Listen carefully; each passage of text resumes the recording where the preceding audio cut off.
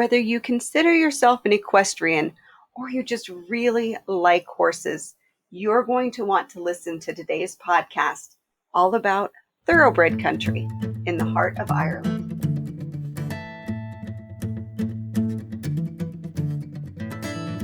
Thanks so much for joining me again here on the Traveling in Ireland podcast.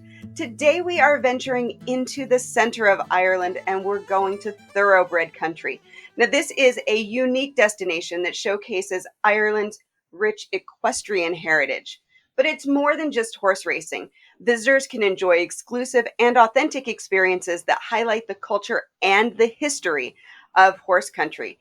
And I'm super excited to let you know that I have a brand new itinerary coming out today that is either 1 to 3 days of thoroughbred country. One of those is going to be a very easy day trip from Dublin, and the others are going to allow you to really immerse yourself into Ireland's equestrian heritage. You're going to be able to grab that at Ireland Family Vacations/horse. Joining me today is Laura Magee. Now, Laura is the CEO of ThoroughbredCountry.ie, and we're going to talk about what makes this destination special and why it is definitely worth exploring during your Ireland vacation.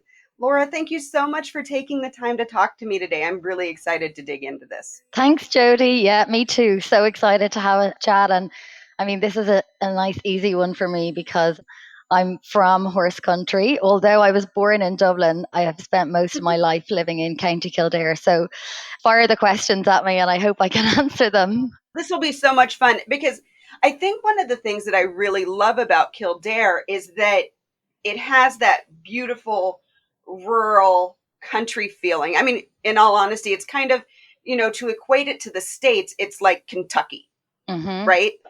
But it's super easy to get to from Dublin. I mean, it's the next county over. So accessible. So I guess, first of all, let's just kind of discuss where thoroughbred country is. What makes this area of Ireland so ideal for raising these horses? And where are people going for this? Yeah, so the thoroughbred country that we talk about today focuses on counties Kildare and then also Tipperary, which is about an hour, south from Kildare. So just under 2 hours from Dublin, which is still really doable, And as you said, we're looking at the centre of Ireland. But I suppose I'll be really honest, I'm going to talk to you today about Kildare and Tipperary, but really Ireland as an island, is so linked with the horse. We do call it the land of the horse.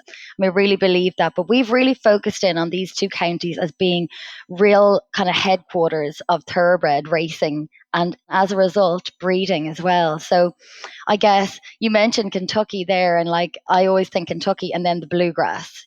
Then I got there my first time, I don't know when it was, maybe 10 or 12 years ago. And I was like, that grass is green, what does that mean? I think what makes these particular counties so kind of headquarters, I guess, for the industry is the land and that amazing quality, like soil rich, and a lot of people would attest to the limestone quality of the land in both counties being amazing for, nurturing young horses, their bones and growing them, but not too quickly either, because you don't want that to happen. You want them to be nurtured nice and slowly. So that's a really upside to all the rain we get here, which we love. And don't let that put anybody off coming. Just bring the right clothes because everything goes on in the rain. But I would say from my point of view, the land being number one. And because of that, Jody, a lot of the huge international thoroughbred breeders have chosen either Kildare or Tipperary as their base, as certainly as their European base, and a lot of these breeders would have bases in Kentucky, probably as well, Lexington. So we're talking Godolphin, Sheikh Mohammed's operation. We're talking John Magner's Coolmore Stud, the Hefner family's Moyglaire Stud, Juddmonte. These huge global names are all located with us. And thankfully, I know we're going to get into this a little bit more, we have kind of behind the scenes access now to a lot of those places. So I guess it's that mixed with, there's amazing race courses in both counties as well. So it all has to fit in. You want to have the best races at the best race courses, the best trainers. So specifically the Curragh is renowned as being the worldwide training center of, these hugely celebrated trainers. When we look at even like the expertise of our trainers, you've got, I think, like anybody who knows about horses or racing will have heard of Aidan O'Brien. And I think he's been champion trainer maybe 21 times in Ireland. Don't quote me on that, but it's big. It's a lot. I know, like Breeders' Cup winners every year. And like this is a place just in County Tipperary again. We have sell beautiful tours in there. But, if you go back to the Curragh and you look at the likes of Dermot Weld sending over Melbourne Cup winners, and you look at even smaller operations like Ger Lyons, as an example, he's on just the border of thoroughbred country, but again, sent one horse over to the Breeders' Cup this year and it won. And that lovely story, like the jockey is an Irish guy as well who travelled over with that horse, rides the horse every day, knows him inside out. And I think it's just a mix of the people, so the trainers, but our horse people as well. Actually, on my last visit to Lexington, I travelled with some members of our company, and I think we met more Irish people than we did Americans on those farms. So, which is lovely, and it really makes you feel like home, but it also makes you proud that we produce that level of horse people that they're wanted all over the world. Yeah, I think all of those marry together. I mean, why would you not want to have a horse in thoroughbred country, Oh, I got to visit Coolmore Stud, I think it was not this last fall, but the fall before. And I grew up with horses, obviously not these insanely stunning thoroughbreds, but still just to see the horses, see how they're kept, see the care that goes into raising them. It's absolutely stunning. I know those stables in Coolmore are big enough to be your house, aren't they? Okay, so going to a different horse story, we've visited the Budweiser where they breed the horses and the farm for Budweiser. And you want to talk about palatial. Yeah. So if you've visited that before and you're heading to Ireland, you definitely want to go to a stud there and compare, because it's incredible, the care and the keeping of these horses. Even if you're not of this kind of the world, the horsey world, it's still super fascinating. And Jody, I'm so glad that you said that, because that's one of our, when we set out about this initiative and the really early days, what did we want to do? And number one was we really wanted to open up the doors to these amazing stud farms and racehorse trainers. And so in essence, the world of horse racing, so that people felt more welcome, that things were more accessible. I guess before thoroughbred country, you probably had to work in one of these places to be immersed in it and to see it and to feel it. And but my background is all that side, working in stud farms and training yards, and then moving into the more kind of marketing side of it. But I really felt, certainly coming from Dublin, and I'm just from outside the city in Dublin as well, so not horse country, but it was always a huge passion and interest of mine. And I knew that when I got the opportunity to go and study that at third level and then to move to Kildare. Kildare was always in my sights, but I really had to take it all in, because I didn't have that family link or background to the industry. And I kind of felt like, oh, well, how does somebody like me get involved, And now, I don't know, 1, 2, skip a few, 20 something years later, and I get to do this and to talk about it and to share what I love with other people. And so I think it's so important in everything that we do, so in every single experience that we've developed, that is at the heart of it. It's the person going in to receive the Irish welcome, whether you're Irish or not, that's a whole part of it, to really then get to know the guests. So have you ever touched a horse before? Some people are a huge engaged fan, and maybe they want to go and talk to the Aidan O'Briens because they know who he is or whatever. But maybe somebody else is kind of like, I think I might be a bit frightened to actually touch a horse, or They're to huge. feed it. I mean, those thoroughbreds are massive. For sure. And you want to be able to make sure that they're safe and comfortable. So it's just, it's getting to know the visitor a little bit as well in advance, and then also when they arrive onto the farms. So we really took our time developing the experiences that they would really center in on that and make sure that everybody felt like, whether they had been involved in the industry all their lives or whether they were just hoping to get in for a look, that they really felt part of it. And it's a hugely important part of growing our industry. We need fans, and we want to be able to say, well, look, as you just said, look how these animals are cared for. Like, honestly, I think some of the stables in a farm I used to work at, we'll talk about it a little bit, definitely bigger than the apartment I lived in above it, you know? And I know it's not all size, but yeah, it's really phenomenal. So for me, to be able to talk about it and hopefully attract people to come to thoroughbred country, it's like an honor. Before we get into the experiences that I know people can have when they visit, and gosh, there's some great experiences, I want to touch a little bit on how equine tourism contributes to Ireland's economy and the whole cultural heritage of it. Because, like you said, the island of the horse, right? Mm-hmm. Kind of give us a little bit of the background of the horse history in Ireland and how it contributes Mm-hmm. to Ireland So overall. I guess like if we go way back and we look at, take the thoroughbred out of there for now, because that was, Mhm, I know it's been a breed that's been around a long time, but not that long. mhm, So if we go right back and you even look at the horses that were used for farming, these guys were pulling plows. Now they probably looked a little bit more like what, you described the Budweiser Clydesdales to look like. mhm, They were big, strong Irish draft horses would be the kind of breed name that we would put on them.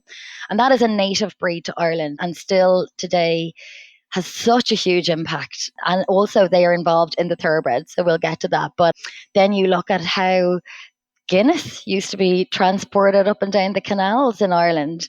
And going a teeny bit off topic and linking that into two other experiences, I'm sure everybody's heard of the Guinness storehouse, mhm. number two thing to do in Ireland after Kildare Village.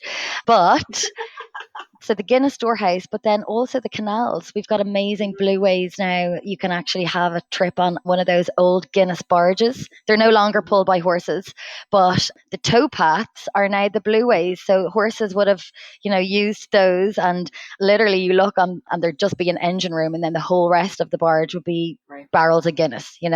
So two really important things for Ireland. We're a little bit beyond that now, and the horses don't have to work as hard.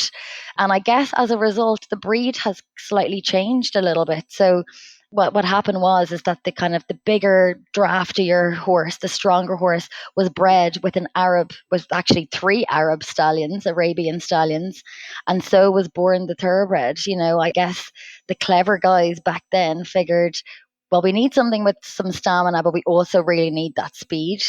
Mhm, mhm, And actually, if you even look at a thoroughbred, a real true thoroughbred, you can see both breeds in there, can't you? Like the kind of the bone, a good amount of bone, but then that really kind of blue blood as well. mhm, They're mhm, ready to go. So, although the thoroughbred, I can't call it a native Irish breed. I mean, I could, but that's wrong. But we include it with the mhm, Irish draft horse and the Connemara pony because Ireland is so linked to, like, Ireland is the third largest and most successful breeder of thoroughbreds in Europe. Sorry, the first in Europe, shall I say, and mhm, third in the world behind you mhm, guys in the States and Australia. And like, if you look at the size of us on a map compared to the States and Australia, I don't know how you measure up the best, but I guess it's all done on numbers. I mean, we're really punching above the average.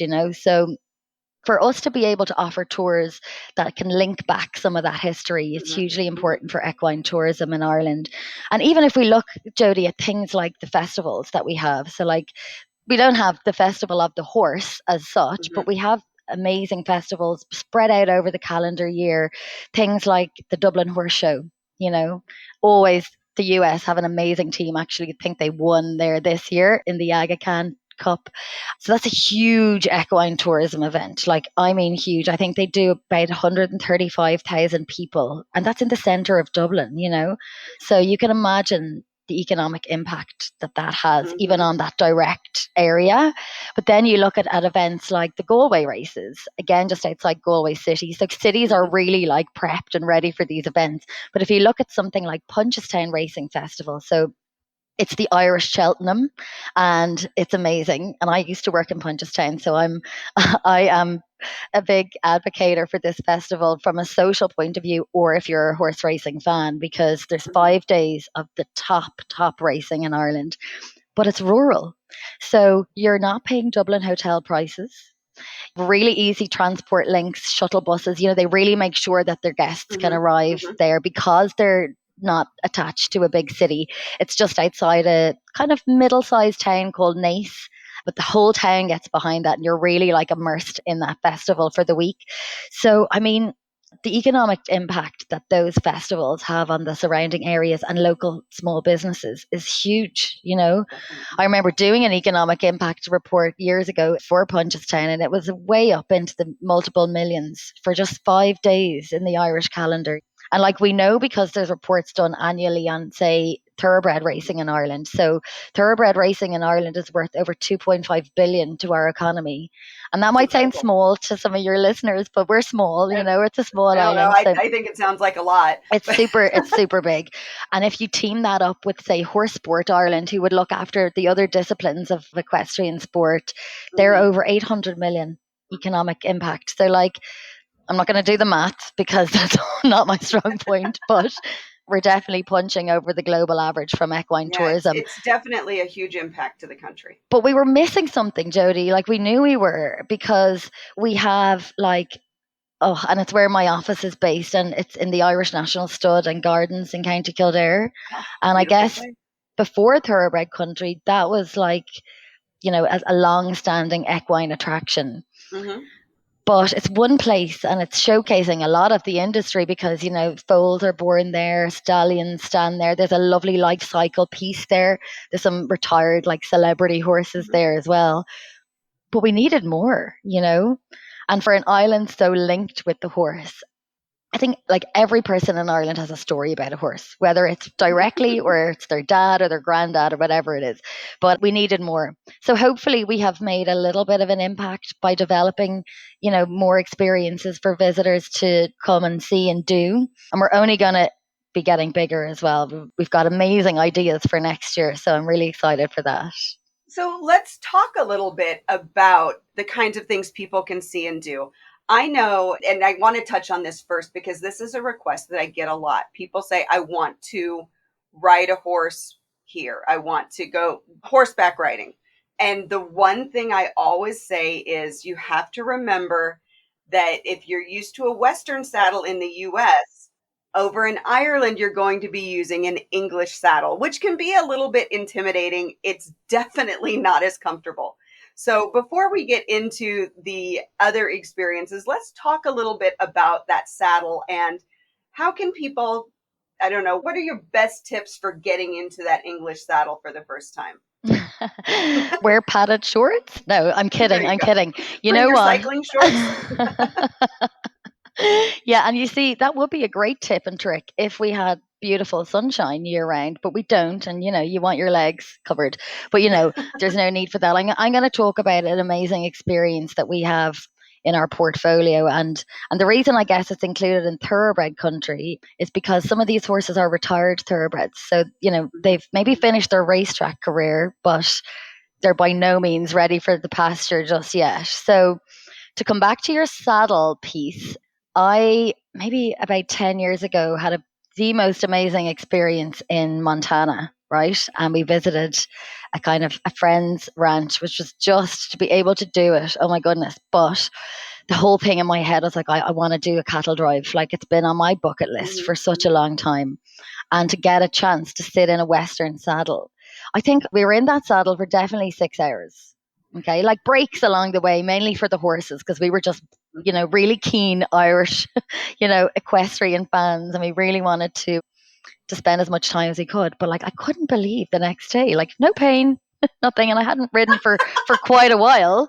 But these saddles, oh my goodness! And I actually rode that day on the cattle drive a retired track pony, but he was a thoroughbred, a small little guy. I'm quite short, and we teamed up really nicely, but I remember going, oh my gosh, I need to bring that saddle back. Now I couldn't because it's weighed more than me, I think. But coming over here, the main difference, Jody, we're not going to have you in the saddle for a huge amount of time. Okay. So in order to really experience some of the, say, Tipperary countryside, and that's where Cross Oak Equestrian are based. Okay. And the Malloy family are there and they're generations in this farm. So it's actually a beautiful old country estate as well. So I think that really marries up that kind of history piece as well. And they produce amazing preserves, jams, and chutneys and things there as well. So you have to have some of that. But they will team you up with a horse. So if they know, look, this person has done quite a lot of riding back in the States, and whatever discipline that might be, you might be able to ride a certain type of horse. And there's everything from the big, hairy, slow, kind of laid back cob horses to, as I said, the retired thoroughbreds. But you're going to be in the saddle about an hour and a half. But during that time, you're going through like the streams and the rivers on the properties, across bridges. You never leave the property. So safe. There is a beautiful cross country course there for the little bit more, like I'm not brave enough to do it, I'll be honest, but people love it. And even if you want to just jump one for the fun, like at the end or something like that. And then, yeah, like half of it then is like untacking, like so taking off the tack. And as I said, going for like maybe a pint of Guinness and something to eat and just keeping yourself immersed in that story, you know. So there's a really gorgeous hotel just down the road called Horse and Jockey. Like we didn't name it, but we're thankful for it. And again, like so you'll just feel like you've moved into somebody's living room then, you know. But I think don't be afraid of the English saddle. Like it's not that bad. It doesn't have that lovely back on it, but certainly the saddles that will be given to visitors. You know, we're not going to put someone in a racing saddle where they're clinging on with their thighs. Yeah, it's not that little teeny one where you're hanging on with your knees. Absolutely not. No, absolutely not. And you know what? No pain, no gain. It's an experience, right? You're there for the experience. Yeah, for sure. So speaking of experiences, for visitors who aren't necessarily into horse racing or breeding, but they just really, they want to have that experience with the horse. Obviously, it's a beautiful animal. It's intriguing for so many people. And it is something that so many people ask about. They want a horse experience.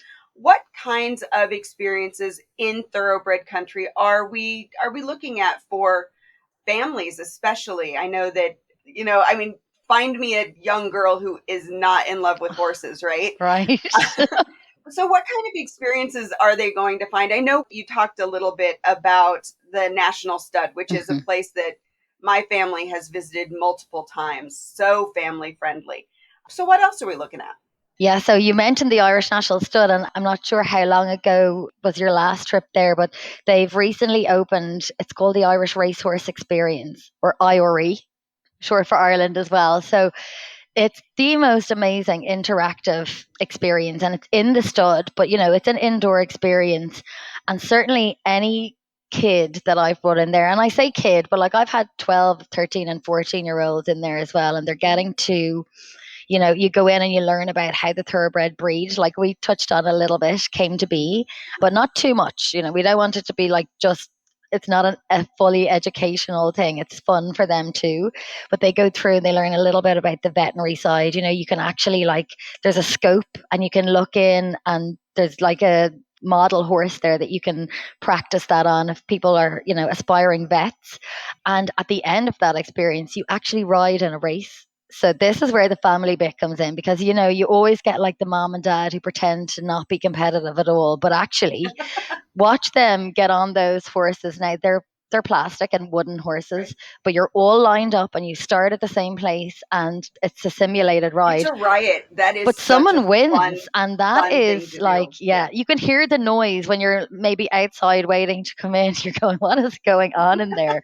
But it's so fun. So listen, that's a new enough addition to the stud there. But if we just look at maybe something that is going to be really comfortable for, say, like a multi-generational family trip. And certainly, we've had inquiries for that type of a trip where there might be grandparents on there and then their grandkids as well. So you're talking about quite a diverse age range. And so we have gone into some of the stud farms that we know will be accessible for a buggy, or likewise a wheelchair if we need that, but then also somewhere that's going to really lightly introduce you to thoroughbred breeding.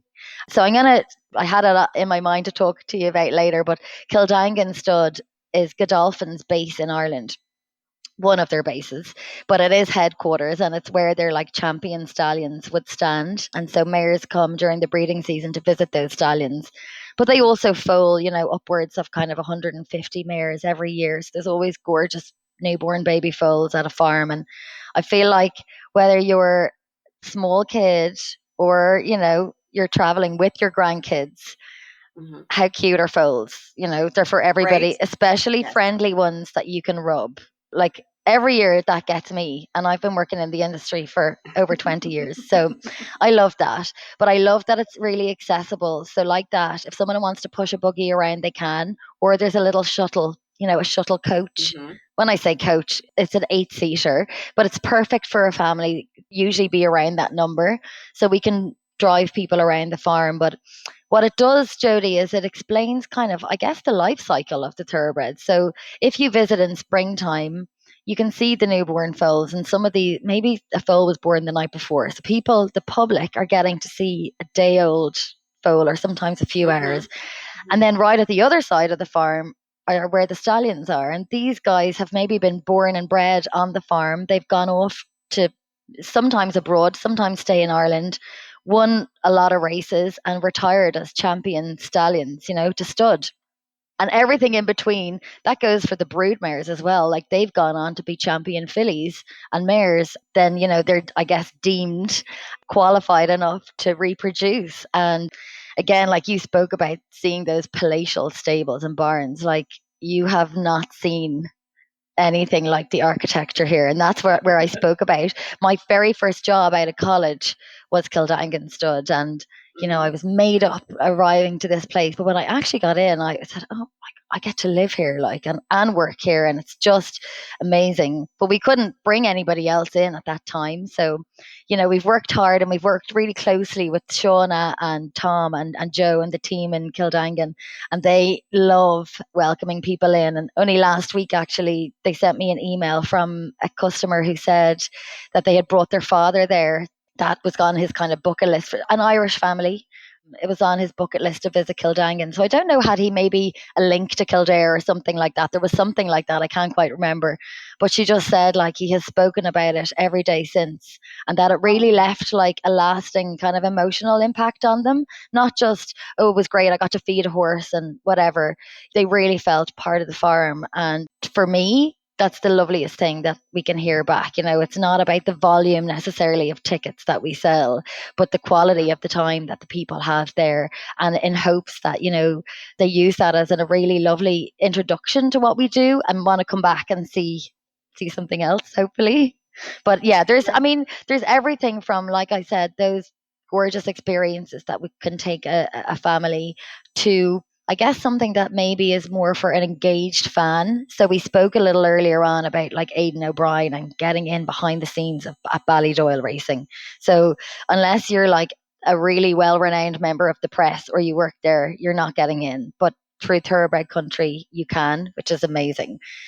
And that is for sure bucket list stuff. And I've been lucky enough to bring a couple of groups there, and every time I'm just in awe of like the facilities that they have there. It's no wonder they're training winners the way they are, because everything, like there's a hypobaric chamber there for horses, purely made for horses and their recovery, a swimming pool, a spa, all the lovely things, but all the array of gallops. But I suppose in a slightly different twist on that, another horse trainer experience, it's up in Kildare. So on the Curragh Plains, which I hope I get to talk about at some point because I just love the Curragh so much. It's where I've lived for a long time. But Johnny Murtagh was champion jockey in Ireland 5 or 6 years. He'll shoot me now for not knowing that. But anyway, he is now one of the leading trainers in the country, and he has the most amazing boutique farm on the Curragh. And the experience that we've developed with the Murtagh family, and it really is the family because it's Johnny and his wife Orla.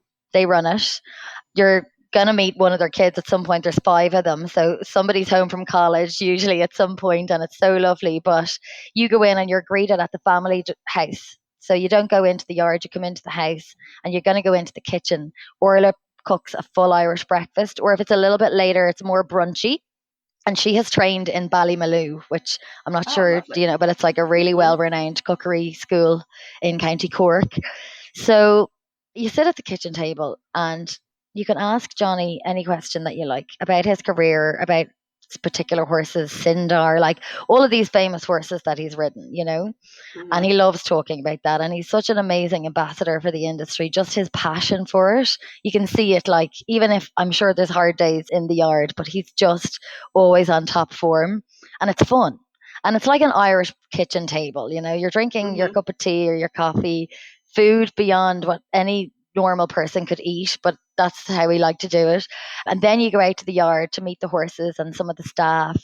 The horses then make their way out of the yard onto the Curragh Plains, just that flat land. And you then jump into the Jeep with Johnny. And you're sitting there as he's talking out his window to his riders, telling them, you know, maybe do 2 laps today of the gallop, or, you know, you go beside him and just you're there, you're listening to the instructions. All of a sudden, you're like an owner in the yard, you know? So that's a beautiful experience. And I suppose it's suitable for anybody, but for Mm-hmm. somebody who's really interested in the game, they're sitting beside a celebrity, a racing Right. celebrity. When do we get the chance to do that in a normal, I guess, visitor attraction? Mm-hmm. So we've tried to add a little bit of that style. When we say behind the scenes, that's what we mean. So whether it's one of our like €20 experiences or way up into the hundreds for like an ultra luxury day, you're going behind the scenes. So yeah, we've lots. I mean, if we had another hour, I'll tell you about them all. I feel like we could talk on this forever.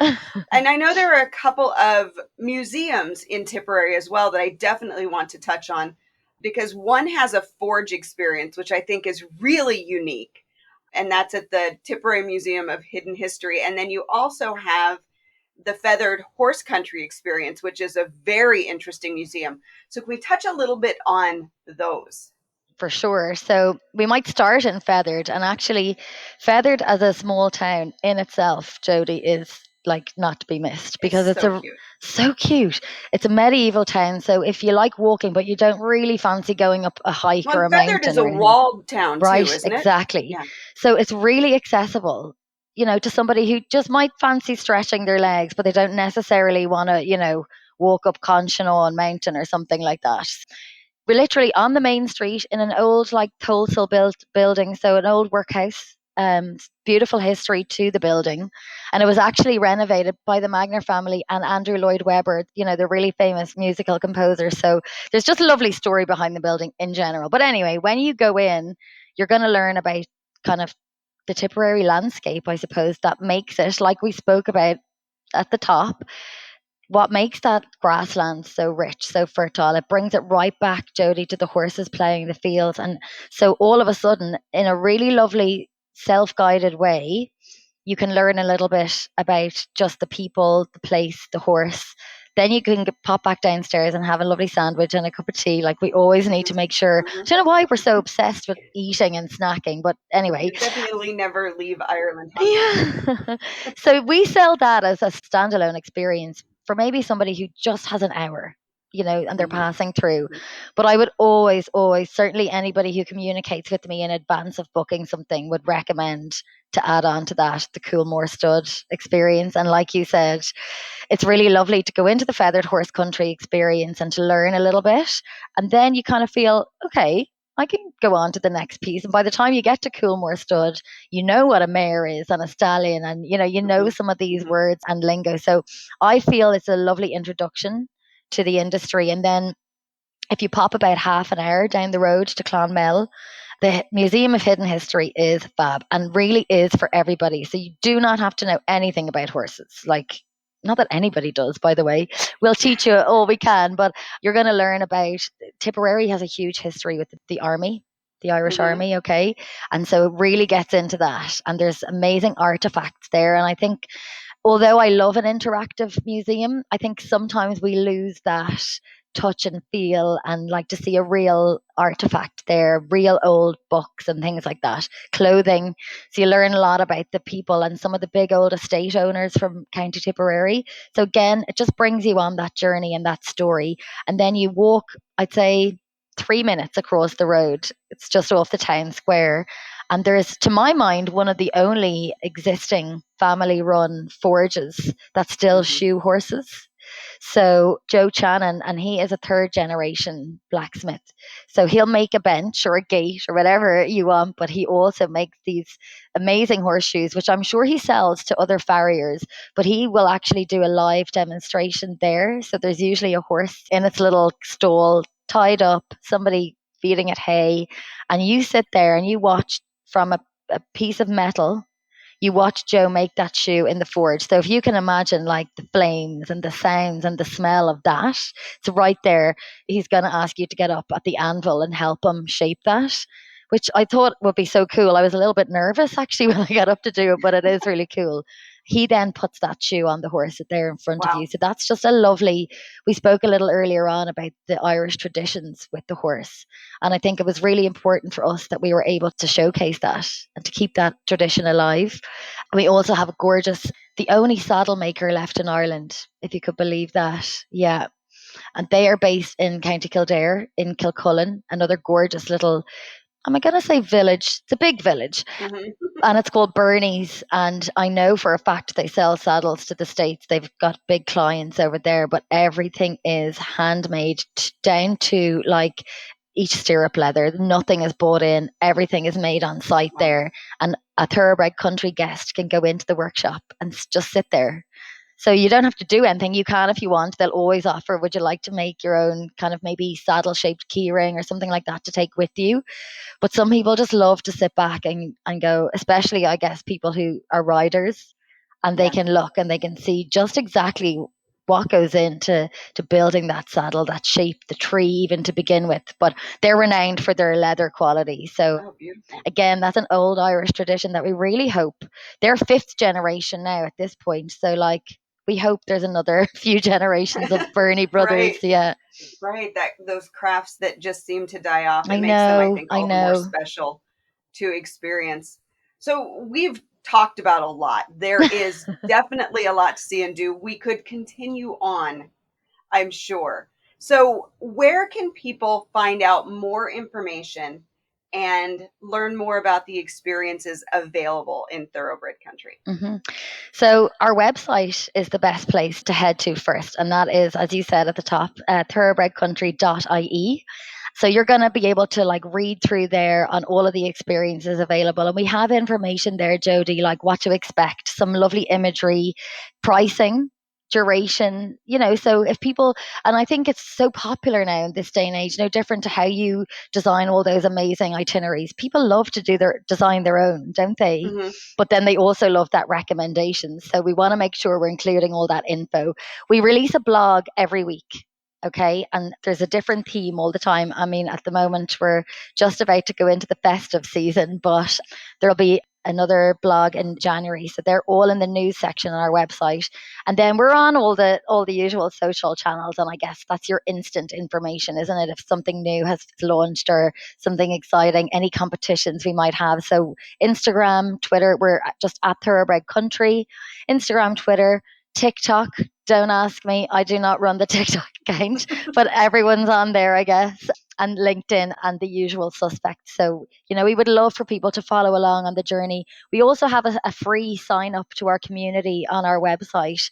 And like that, if anything is getting released or launched, you'll hear about it before the press, basically. So that's a nice way to keep in touch. Also, you can just drop me an email, even if it's just to say hi. And all my listeners know that they can visit the show notes. They'll be able to get the links to all of those, the website, the socials, all of those things from the show notes. So before I let you go, and again, I know we've talked about a lot, so this could go one of two ways. You're either going to say, I have too many to share, I can't just share three, or yeah. Anyway, so what would be three places within thoroughbred country that you would recommend people add to their stay? And just again, we're going to have an itinerary for people to grab at IrelandFamilyVacations.com/horse that's going to have loads and loads of suggestions as well.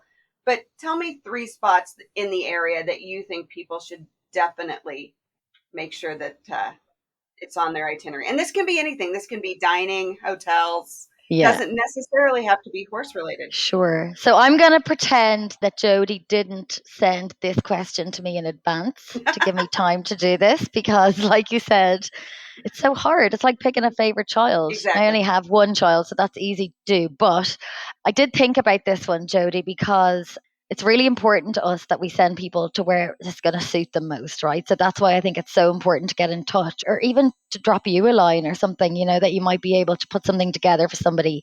But I spoke about it before and I'm just going to throw it in again is the Irish National Stud and Gardens. If you're coming to Kildare and you maybe have something planned in Dublin, this is so easy to do. It's so easy to get to. Even if you haven't rented a vehicle or anything, you can hop on the train or the bus. Yeah.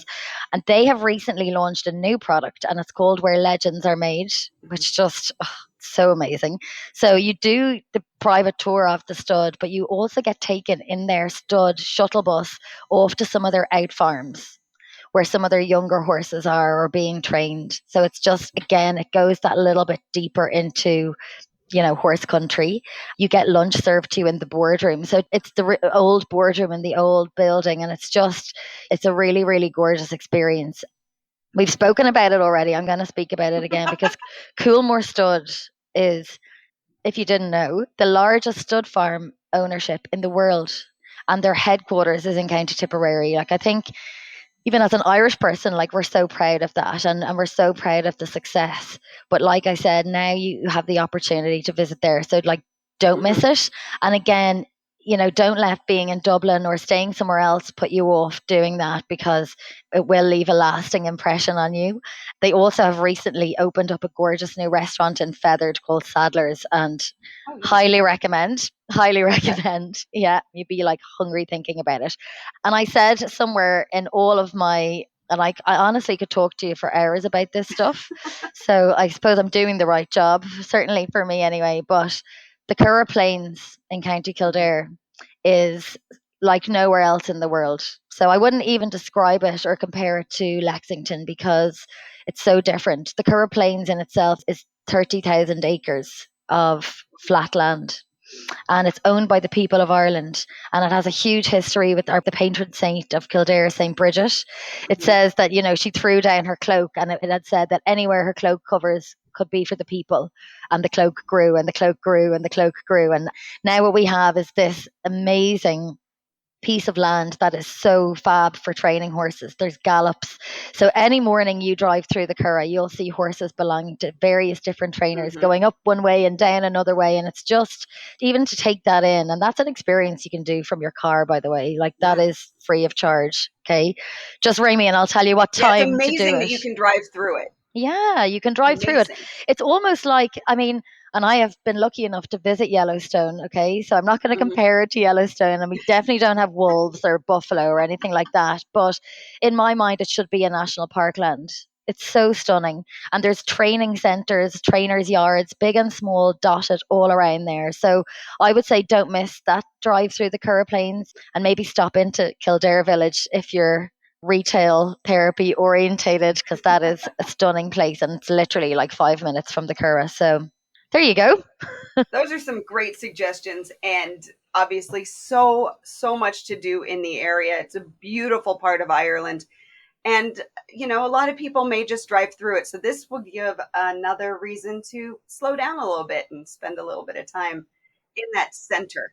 Oh my God, slow down. And you know what? I just recently read one of your blogs about, don't rush it. Don't try and squeeze everything in. And I think from like one tourist to another, and we're all tourists, right? And anytime we go anywhere, of course you want to take in as much as you can, but I think by doing that you lose a little bit of something along the way. So you're just going to have to keep coming back to Ireland, but definitely don't try and cram it all in. And as much as you could be like the biggest horse fan or lover in the world, you don't want to come and do 7 days of horses in Ireland. You're going to want to do other things. And so we have lots of other partnerships with, if you want to do some whiskey tasting or if you want to golf, things that Ireland, I guess, are really famous for. So I suppose my message to your listeners is we'd love to hear from them. That's, I think my job is to talk to them and to give as much as I can from a recommendation point of view. But definitely I would agree with you that don't rush it. Don't try and squeeze it all Hit the in. things that are most important to you and fit in the others as you Sure. can. Definitely. Well, Laura, I want to thank you so much for taking the time. So much information, right? So much information in this episode and so many things for people to do. I really appreciate you sharing it. Oh, thank you so much, Jody. And I cannot wait to have you guys over to Thoroughbred Country. So maybe we could look at I know you spoke about your 1 to 3 day itinerary. So, we'd be more than happy to We can work go with you together. guys on Fun. that. Yeah, it'd be so exciting. Excellent. Thank you so much. Thank you. I hope you're excited about everything there is to do and experience in Thoroughbred Country. And I want to remind you one more time to grab the new free itinerary from Ireland Family Vacations, specifically about this amazing area. You can get it at irelandfamilyvacations.com/horse. Before I go, I want to thank you so much for listening today. If you have any comments or questions, you can always email me, Jody, Jody, at irelandfamilyvacations.com. Thanks so much for listening, and until next time, slán go fóill.